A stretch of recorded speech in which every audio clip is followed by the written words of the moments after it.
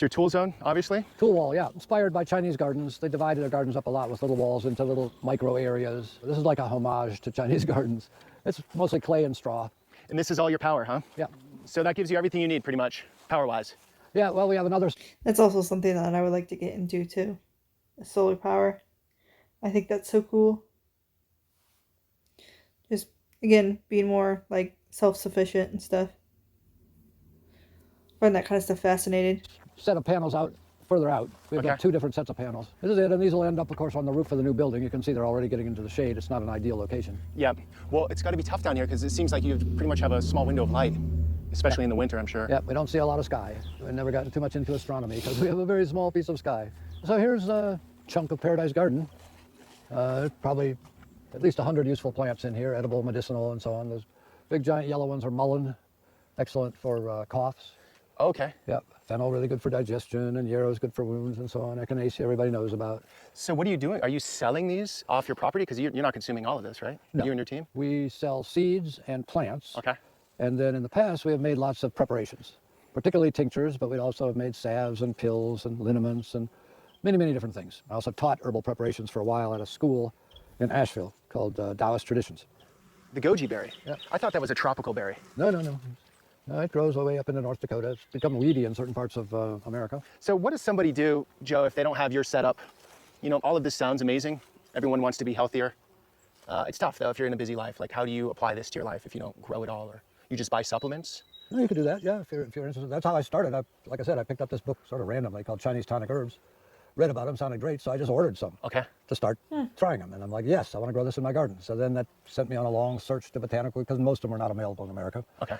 Looking for trading partners and Seed Savers Exchange and corresponding with botanical gardens in Korea and Japan. And that just led me.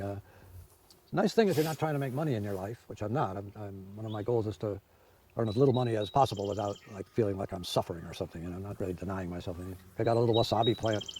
It took me like 10 years to develop that as a sort of a crop.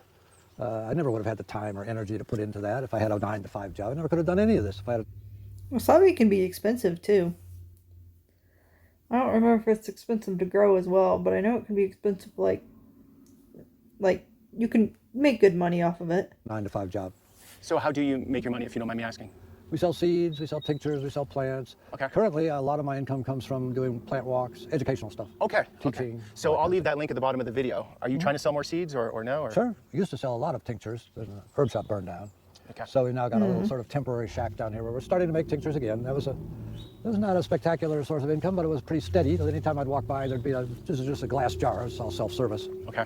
There'd be 20 or 30 bucks in there, you know. Right. Every time I walk by. So typically in the past, I had 6 to 8 apprentices. I always had more applications than I had housing. Okay. Now, for the first time, I got more housing than I have applicants. We get a certain amount of what are called woofers, you know that term? Yeah, woofers. I know that It just comes organization. for a week or so. Sure. But what we really want is people that are going to come for the whole summer. And eventually, I need to find people that want to just move here for the rest of their lives. You want them to live on your property? Yeah. Okay. And Well, earn I'm their sure there's own someone out there. income by taking over one or another aspect. You know, somebody could make a nice income just from the medicinal herbs. Somebody could make a nice income from developing herbal products. Somebody could make a nice income from the teaching, website development. And then the big income possibility is this herb school, which I was starting to set up at the end of the road. I got a half acre up there at the very end of the road last. I want to know what that is. Because it doesn't really look like bee stuff. Because you can't really, that I know of, you wouldn't be really able to like collect honey and stuff like that. It almost seems like it'd be like, I don't know, like it looks more like a wasp nest, because they're usually a little bit like, their stuff is usually like, I don't know, that brown papery type look, and that's what that kind of looks like almost. Bit of national forest. The trailhead for the steepest hiking trail in eastern North America is right there on my property. And I was going to start a herb/permaculture/ ecology school, and that could provide enough income for the whole gang of people here. This is where I live, up there. When did you build that? About 35 years ago. I've been here 50 years, but that house is about 35 years old. So everything we're walking by has uses. Wild yam, and this lily is used in Chinese medicine, and the Apios americana is an edible endangered species. Wild lettuce has been used as an opium substitute, but it's really not very good. Are you still learning? Oh yeah. in this world? Oh, it's endless. Okay, it's endless. Absolutely endless. Okay. Yeah. I was gonna say Arrowhead, it a nice probably wild is edible. endless It's a water plant. As I said, I don't have water on this land, so I buy. because I mean, he's not just growing stuff from America. I mean, he's growing stuff from around the world, I'm sure, and he's trying to find stuff that he can grow in. Where did he say he was from? North Carolina, South Carolina, that he can grow, and you know, stuff that he can grow in America that's technically originally from China or Japan or wherever. These kiddie pools when they get cheap at midsummer, and the stores want to clear them out. What is this up here, Joe? This octagon? That is a yurt. Okay. That's the newest building on the property, and over there on the other side of the deck was the oldest building on the property. Okay, which way is over also there. a yurt. So this is where the people that come to help live. Yep. Yeah, I've got 5 or 6 little shelters, and I have ambitions to build more, particularly out at the end of the road where I want this herb school to be. The idea is to have like 10 or a dozen little, very simple shelters for people who come for a week or a couple weeks, you know. So is this more of you want to pass your knowledge on to those interested, or you feel like the world needs more of this movement and you want it to really blossom out? Well, it's both. People need to live differently. The way we're living on Earth is destroying the planet. I think we all recognize that. It's just like in terms of changing to a more successful way of life, how far are you willing to go? You know, when I talk about this stuff, people's first thought is all the stuff they're going to have to give up. Whereas what I want to focus in is all the stuff you're going to get, all the positive stuff. You know this concept of forest bathing? No. Heard of that one? Very, very big in the Far East. In Japan, they got a word for falling dead at your desk. They can say that in one word.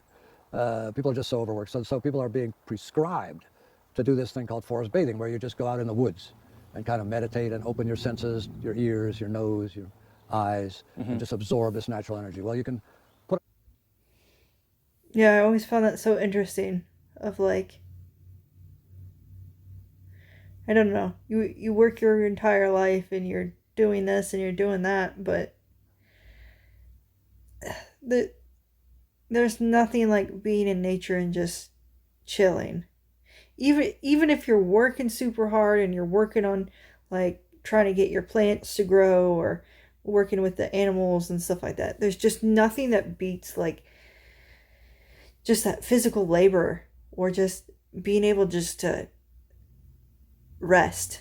Like I love going hiking. I love going hiking. Me and JD went on a hike the other day. I mean, we were probably in the woods for like 3 or 4 hours. And I think we got to a point where there was like a little stream and stuff like that. So we stopped over by that, and I mean, we ate lunch there, and there's nothing like it. Like I actually had cell service back in there. And I don't know how, but I did. But I called my mom and we talked for like a good like 15 minutes, and I was just listening to the water and just talking to her, and it's just so peaceful.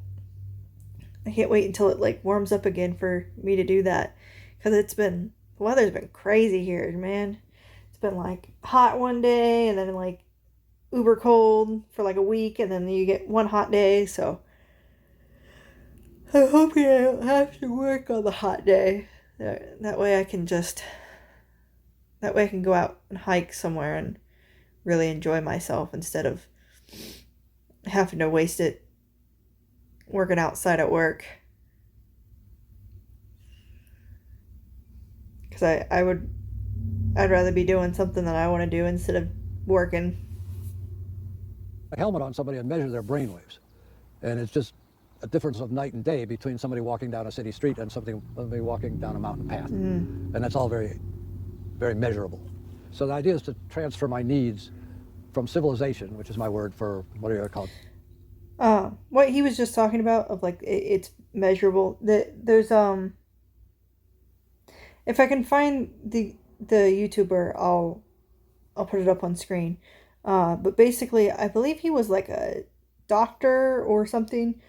I forget what he said he did. I want to say maybe it was like fixing people's backs and stuff like that through surgery and stuff like that. And he noticed like that the patients that got better were the people who were more active, and not only more active and like ate healthy, but like actually enjoy themselves like out in nature and like were able to um like relax their mind. And he said sometimes they didn't even need surgery. They like they ended up being completely fine because what they really needed to do is maybe like do like a job change or be able to go out in nature or more or stuff like that, and just less stress, being able to be more at peace. And I think that's what you get like if you take the time to actually like go outside and enjoy it, whether you live like near a beach or whether you live near like the woods or something like that. Just being able to take that time and just like relax and trying to find a spot where like, at least personally for me, trying to find a spot like no one else is around, like it's just you and nature. So like when I go on my hikes, I try to find places that like no one goes to, so it's just me, my dog, and I've downloaded some music and I'm just like, I play that very lightly, and honestly I have it in the background, but I usually end up tuning it out, and I'm like looking around me or looking down at my feet to make sure I don't fall. Because I have definitely fallen a few times because I was not paying attention and I was looking at the pretty trees. So, yeah, I can see, your mental health definitely affects your physical health, and I just don't think people understand that too much and how much it can affect. And I don't think I I don't know if we have enough science to prove how much it affects the human body.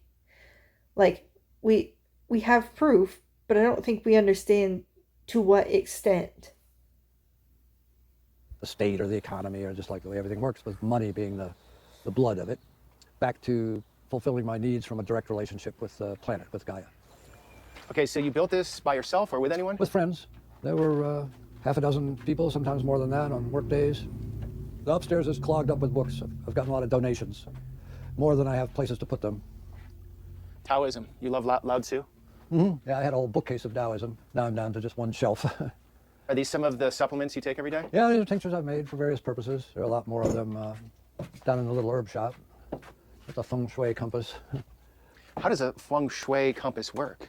Oh, it is incredibly complicated. Each one of these little circles will give you a piece of information. There's about 32. It's a very interesting concept. The Chinese are now working on scientifically validating it. Mm-hmm. But it's been thought to be nonsense, but it's very important to them. And you don't build a new building in China without consulting a feng shui expert about the location of it and which direction the doors should open, and like, is this a favorable spot? Originally, it was mostly for locating tombs. It's thought to be very, very important where you bury your ancestors. Like, that's going to affect all of their descendants forever. So you do all your cooking here? Yeah. Well, we do a lot of cooking over there. I eat with the group, typically. Okay, great. They cook on wood over there. Over here, I'm unfortunately stuck with propane. But Have you spent much time in China? no, just a couple of months. I mean, just about a month. The Chinese government invited me over for a conference on medicinal herbs. So that was great. I mean, I've been wanting to get to China my whole life, but I could never really afford it. Yeah, so just books coming in, donated books. Okay. Can you imagine the Chinese government inviting you to China? That's insane. It's not like you're like, I don't know, like Shaquille O'Neal or something, some famous celebrity. He's just a normal dude in the woods, in the Appalachian Mountains. Come on. Boxes of them upstairs that haven't Awesome. been unpacked. This entire thing is about Chinese garden design. Something that's very interesting to me, philosophy of Chinese garden. Wow, so if someone is interested in this field, coming to you is like going to Harvard. You're not the higher education institution, I'm saying, but you're the knowledge that took a lifetime to accumulate. On some of these topics, yeah. So the reason Chinese gardens are so interesting to me is they were built for self-improvement. Like, the idea is to create an area with perfect energy, because what you do in a Chinese garden is you practice Tai Chi, you do meditation, you write poetry, you do landscape painting, you play your zither. Mm-hmm. It's all like for spiritual development. So the purpose of the garden is to have optimum Qi energy, because we derive our Qi from the environment. Like, I like English landscape gardens, they're very nice, but the Chinese have this extra dimension that is really a garden that's good for you, which is what I want my garden to be. it stayed balanced between the Taoists who said we should live according to nature and the Confucians who said we should live according to society. So the Confucians are the ones that want to kind of manipulate everything. The Taoists, but most of all in China has like made many important worldwide discoveries: printing, paper making, gunpowder, the compass. This is all from China, but they didn't use it to colonize the rest of the world. Those are all discoveries because the Taoists were really interested in understanding the planet in order to fit better, not in order to change it around. They just wanted to fit in better. That was their goal. Yeah. So explain again the equivalent of that in Western society. You're saying in Greece? Oh yeah, well there were schools of thought that thought we should live according to nature. And we now call them cynics and skeptics, and Epicurus was another one. But all that's left is fragments. There's not very much left of all the things they wrote, Heraclitus and so on. A lot of it's very Taoist. What about the argument that, yeah, this way, let's just say away from technology, modern world, more off the land, more in tune with nature, isn't scalable for the average person? I.e., you're in an apartment tower that holds 1,000 people. You're really taking up very little space to have. Yeah, but you could still have some like a little bit of plants and stuff like that, like inside your apartment. Like, yeah, it's not gonna be huge, but you could still do stuff to kind of like, I don't know, make it feel earthy. That existence, you're all sharing one roof. You're not taking up land. So in a way, because society, we have a fixed amount of people on Earth right now at this very time, if everyone was spread out, then there'd be no nature in a sense, right? I looked into it at one point, and it might have changed by now because this was about 40 years ago. But the amount of land per person was doable. In America, it's doable. No, this was worldwide. The amount of arable land per capita, and it breaks down into like there's arable land. He was going on a whole different avenue than what I just said. So what I just said probably just did not make sense. Which you can cultivate, and then there's sort of agricultural land would be more like pasture and so on. And then there's wasteland. And you can figure out, you can divide the number of people on Earth into the number of acres of that stuff. And everybody gets, about an acre of arable land and another couple acres of this kind of number 2 land. But My whole project is wasteland. This land would not be classified as good for anything. Okay. So that's part of because the experiment. It's too hilly. Hilly, I mean, it was 80% rocks. Okay. This was a very fun project. This is when it originally was built. This is the original building. Okay. Almost all the material came off the land. I'm well endowed with poplar trees, and I got plenty of rocks, and I got clay to make cob out of. So it was just me and a couple of guys. The biggest machine that's ever been on this land would be a chainsaw. Everything is just hand labor. If you were young, let's say 30 years old right now, is there any way you'd do it differently, arranging this lifestyle? Oh, I would have to rethink the whole thing, given what I know now about the ecosystems and so on. I mean, I would still need to make a clearing because just for diversity of habitats, Okay. You can't do everything in the woods, but part of the reason why I'm interested in medicinal herbs is because a lot of them grow in the woods. And I didn't want to cut down all my trees. So there's this whole concept of non-timber forest products, which is mostly used in the tropics to try and get people to not cut down all the forests. Yeah. But it's equally valid here. I was very naive when I started. I never studied botany in school or ecology or any of that stuff. You learned all of this as you went along? Yeah. Okay. Yep. What would your advice? Say, You've lived a you lot of gotta life, you have a lot of start wisdom. What would your advice be for a young person? Right Get a now? hold of a little piece of land And just start. and go from there, yeah. Yeah, we used to have a really nice little cob dome. It was built at a cost of $50. It was like a kiva. Got bent in saplings and then put clay. It was beautiful. A tree fell on it and didn't really bust it down, but it kind of hurt it enough that water started to get in. So about 10 years later, there was a lot of rot. We had to knock it down. But it was wonderful. So that's like a house you could whack together for $50, and you're off and running. You don't need much more than a pointed stick, really. I mean, you don't need a big bankroll. I started off here, my bankroll was, I think, $500 total that I got from a season of apple picking. And we bought a bunch of tools, and we bought 50 pounds of brown rice, packed it all into a little Volkswagen, and here we were. The whole thing we need to do is live according to Gaia. That explains all the problems we're having on Earth, is because we no longer have a valid niche. Once upon a time when we were hunter-gatherers, et cetera, we had a valid niche. We fitted into the whole system, and then we went off on our own. But maybe the system was very communal. Like your trip, I'm sorry, what was the island you went to? Borneo. Borneo. It's very communal, so that system works really well. Tribal. We're in a tribal system. We're in a very individualistically driven culture. Has its pros, has its cons. One of the cons is, how do you create these systems where there's community doing all of their part and working together? Well, like what whole... And something that I just thought of is like when you're not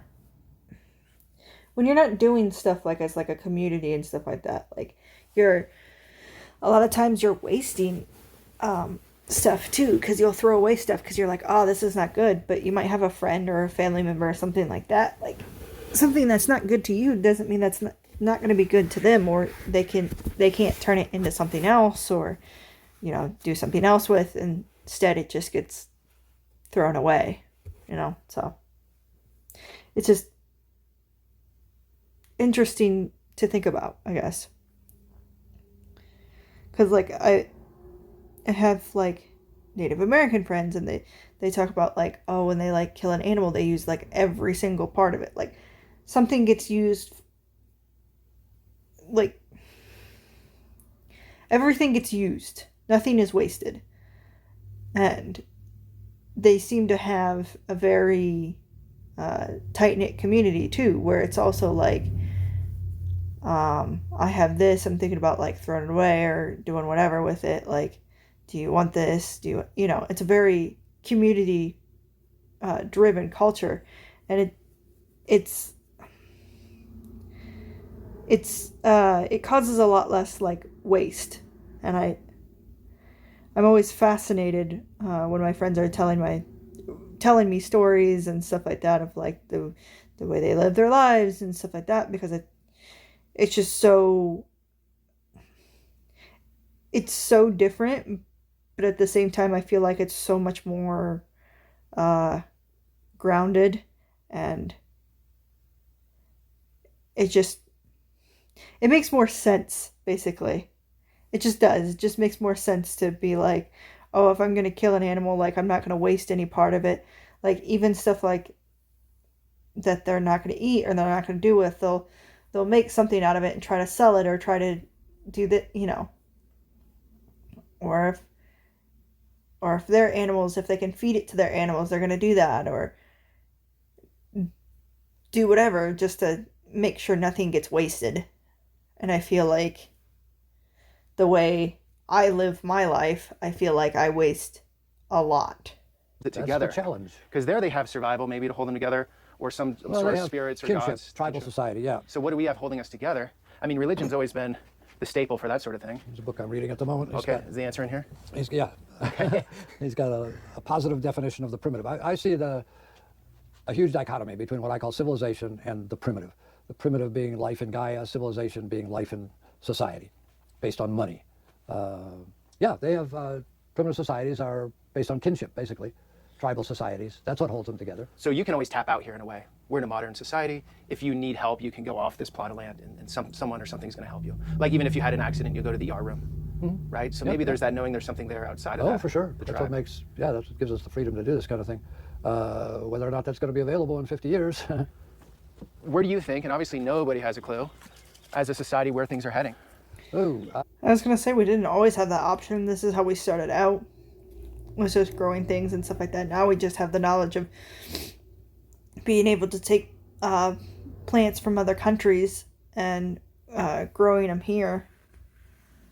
And I guess we do have a little bit more of a safety net of, you could go to the hospital, or you could do this or that to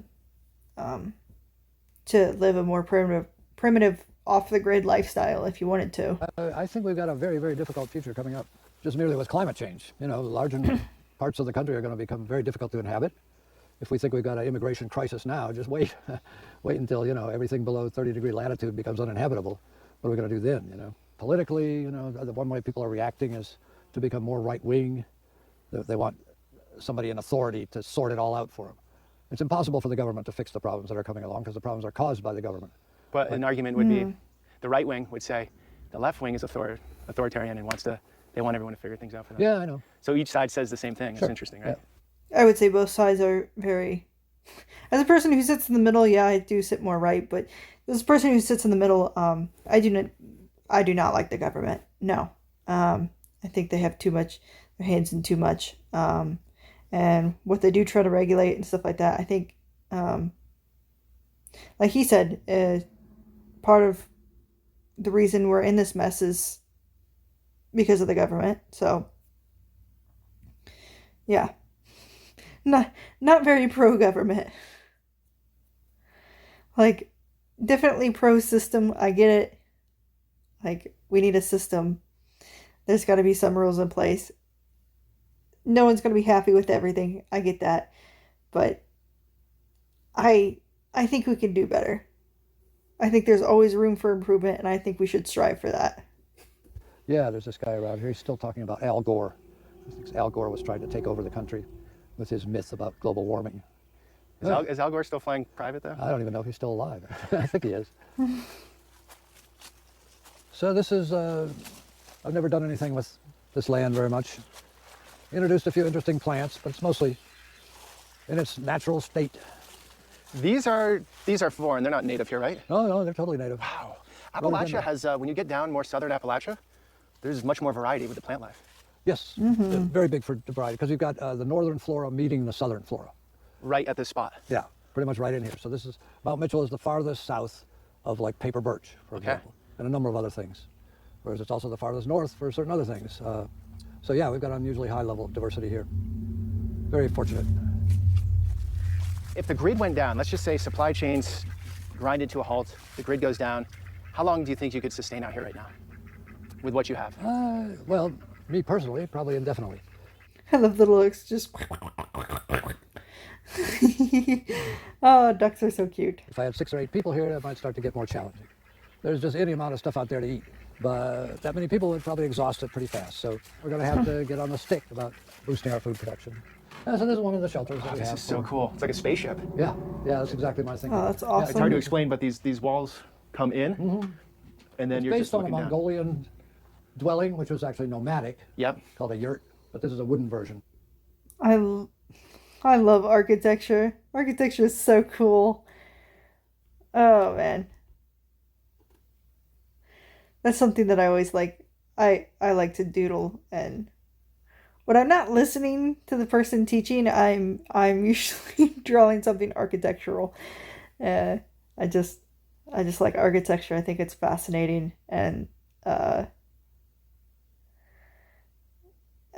it may be my photography eye, I don't know, but why I like architecture so much. But I like looking at the patterns and what people are doing and all the hard work that went into it. Oh, excuse me, sorry. Tired. And I see that, like, you see that with God's design too, of like I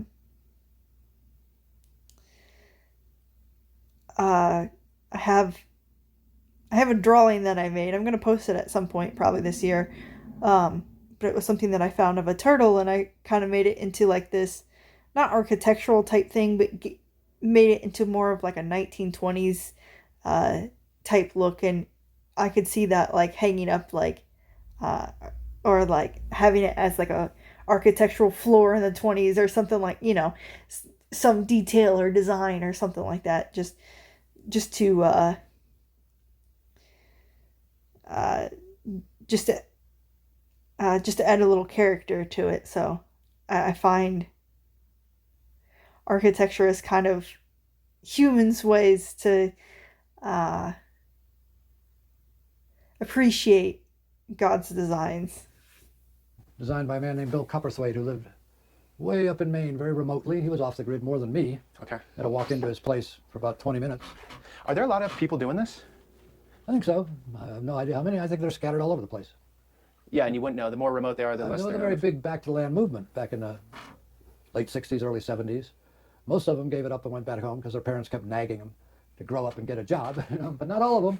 So you have these lingering pockets here and there. CeeLo, just down the road, is the oldest intentional community in America. oldest intentional community in America. A mile and a half down the road. That's partly why I'm here. CeeLo Community Incorporated. It was started before World War II. Had a lot of draft avoider types. It was started by a man named Arthur Morgan, first head of the TVA. He was the first head of Antioch College, if you ever heard of that. Sure. It's quite an experimental outfit. A lot of Quaker influence. They have like 1,600 acres. They got like 50 families. It's a intentional community. They, but not like Twin Oaks. I mean, they don't all work on a business together. Everybody's got their own. They're driving off career. the community to work or something like that, maybe? They could drive off the community to go to work? Oh, sure. I mean, there's carpenters, a lot of them are craftspeople, there's doctors. So they just want to be with a group of like-minded people? Yeah. I think there's going to be more of that, to be honest. Yeah, well, that's what I'm saying. That's the next big challenge, is for us to relearn how to live in community. Because, you know, our emphasis on money and so on to fill all our needs mean we don't really need each other. It's so crappy that it would be pointless to try and fix it up. So we're just using it until we can get something rebuilt up above. Okay. It has a dirt floor. I mean, what do you, you know, it's like a joke, really. But we do the best we can. So these are all Chinese herbs. So these you're purchasing? Or Yeah, these, okay, yeah. they don't come from here. Most of them grow in my garden. Oh, they come from your garden? No, not in. What's in my garden is not enough quantity Okay. to do this. If we harvest stuff from my garden, we'll typically tincture it. Okay. These are tinctures in process. It's sort of like a canning process, or what is It's that? preserving with alcohol, extracting and preserving with alcohol. So how long do you do this for? About a month. Then we squeeze them out and put them in bottles. Oh. And you're boosting selling, stuff, antiviral stuff, good for the brain, good for sleep, good for anxiety, good for broken so bones. you're selling this here? So people have to come here to get it, right? Self-service. People come in, get what they want, leave some money. Oh, great. So if someone's in North Carolina, they just got to walk up here, come into this building, take whatever, leave a donation. $15 for a 2-ounce bottle Okay. is the asking price. I've thought about just not having a price and like pay what you think, but a lot of people are happier if you tell them how much to pay. They don't want to have to think about that, you know. This is beautiful in here, Joe. This is like a whole nother zone. In an old cabin? Yeah, that's what I built out of the trees that were growing here in the middle. And I used more of them to build the building that burned down. That was the first thing I ever built. I had a Foxfire book, and it told how a traditional Appalachian cabin was built. I personally am just very drawn to mountains. And mountains are very big in Chinese thinking too, philosophy and medicine as well. The mountains are If beautiful. it's good for something, it's twice as good if it came out of the mountains, Okay. because there's more of this chi energy in the mountains. I don't know if he's home. Jeff, are you here? Okay, so one of your workers Garden is shop. here. Oh, this is so cool. There's 2 houses like this that also have a sleeping loft, and then there's 2 yurts, and then there's various places where we built a roof, but we haven't gotten around to walls and doors Yeah, that yet. is Okay. very old The school. whole idea of this future community is it's going to be some gardeners and some builders and some organizers, some people that can do computer, website, you know, outreach, kind of just a variety of folks. This is where you cook your food? That's a pizza oven, periodically fired up for baking. This is meant to turn into a workspace at some point. You can see there's windows everywhere. There's just stuff everywhere. Kind of maddening. It's a lot to Go inside manage. The old yurt if you want. Oh, yeah. Oh, Let's another get yurt. everybody in there at the moment.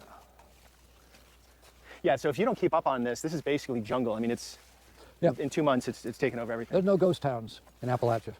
You go out west, you know, and there's buildings that are 100 years old. Not around here. They just get grown The over. mushrooms will eat it. This is the oldest building here. It's almost 50 years old. It's really on its last legs. There's a lot of rot. Okay. Been neglected at different times. So just as an effort to get a few more years out of it, we covered the whole roof with plastic. It can't really be repaired. Oh, this one looks nice. Oh, it's one of my favorite spaces of all. There's something really nice about having a dwelling space without corners. Yeah. Where everything you own is just like within your peripheral vision. Yeah. Also makes it easier to keep warm, for example. And this stays plenty warm in the winter with that one stove? It doesn't hold heat, Okay. but it's very easy to heat up. Yeah. You can I come was in gonna there say, when it's imagine with it being so 20 small. degrees and you can have it comfortable in 20 minutes. It's on its way out. You know, it used to have an openable skylight, which was very nice for ventilation. So this is kind of a last-ditch effort to get a few more years out of it. I'm going to feel very sad when it finally has to get knocked down, but it's inevitable. More and more of the people that are moving in are more middle class, it seems like. They just want to get out of the city. They don't necessarily have the kind of idealistic goals that I have and had. They want to have some chickens and a vegetable garden, and it's great. The pandemic really did that, huh? I gather, I'm pretty sure that's where it's coming from. Possibly a certain amount of, I'm told that the phrase is doomsaying. I had never heard that phrase until last weekend. But, you know, a certain amount of worry about the future. So it's wanting a better life, but it's also being worried that the life you have back in the city or whatever is not going to work forever. Just want to refer people to my website for lots and lots more information. Okay. Thank you. Appreciate it. Thank you. Respect how you're living and how you've lived. This is great. It's very, very cool to see.